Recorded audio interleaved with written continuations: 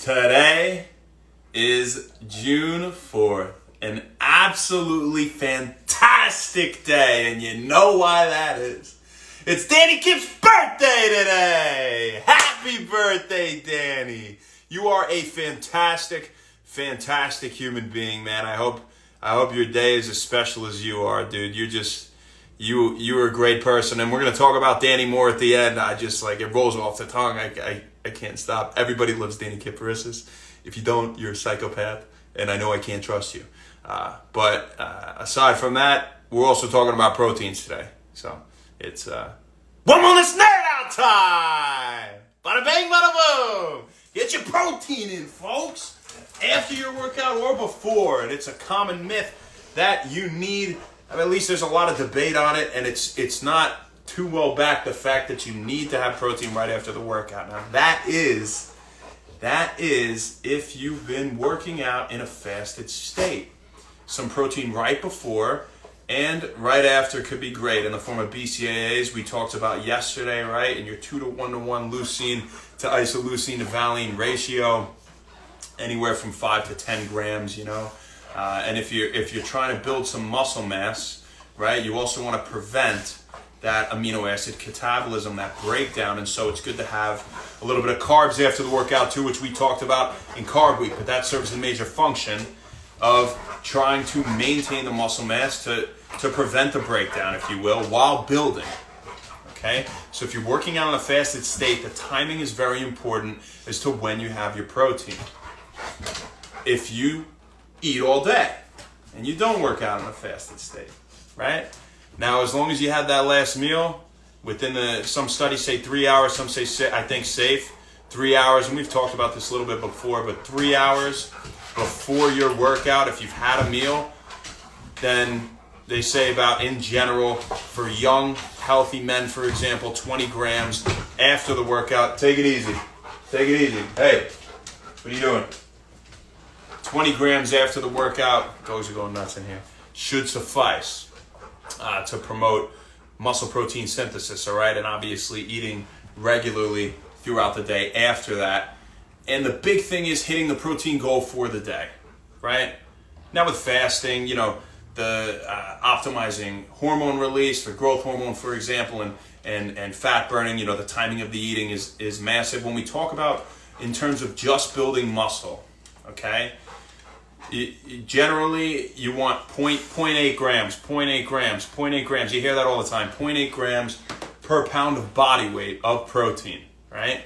Now, you could go as high as 1 gram per pound. I think the highest study said 1 gram, but I think, if you're trying to build some muscle mass, 1 gram per pound of body weight for the day, that is for the day, should definitely suffice, right, for optimizing your muscle protein synthesis, okay? And again, the timing is more important had you not eaten for at least 3 hours before that workout, okay? And now, I said 20 grams after, right, for you people that have been eating ad libitum throughout the day as desired, right?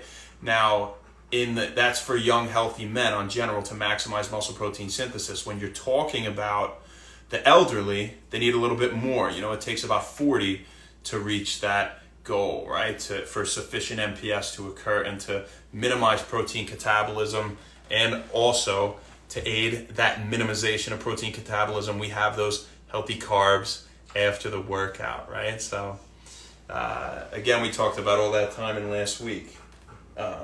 Now, we say 0.8 to 1. All right, that goes even. What if you're not trying to build muscle? What if you're trying to burn fat? That's what I was gonna say. If you're trying to burn fat, well, you still should be getting that 0.8 grams of protein per pound of body weight, okay, for the day.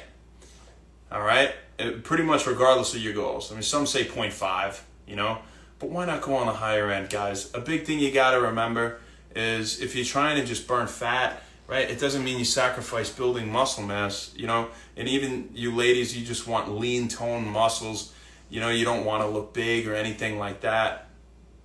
It's still required when you're building your muscles and you're promoting lean mass, you're going to eat the fat around the muscles. Think of it like that in a simple way. We can get deep into the science about everything like that, but that's the point, and that's what's important, and that's what I want you to take home from this. You know, it doesn't mean if you want to get more cut, you don't just go eating salad and bananas and stuff with no chicken or anything like that all day. You need your protein, people. You need your protein, all right? So that's another thing, and I think that about sums it up for our protein timing talk. So what we definitely have to talk about now is Daniel Kiparissis. Danny, I don't even want to look at that. I don't even know if you're watching this, but I could actually so confidently say you're one of the greatest human beings I've ever met in my life. Daniel Kiparissis, if you've ever met him, I mean, I think we should call him Smiles, just because he's always smiling. I would call him Smiles. That's my little nickname for him, but you're a great dude, man. You just bring absolute joy and sunshine, and never in some false, ignorant, fake way. It's always so genuine, and it's always just, you knock it out of the park every day, man, with your positive energy and just who you are as a person, and you come from a great family. So I love all you guys, and I love you, and this one was for you, and I hope you had an absolutely fantastic day today. So, also good rugger, we didn't say that, Danny will stick you out on the rugby field, baby. Don't test him, all right? Thank you guys very much. Who do we got here? We got Mayor, we got Mikey, and we got Strive. Thank you guys for tuning in. You have a fantastic rest of your Friday night, and we'll see you tomorrow, people. Happy Wend Wellness.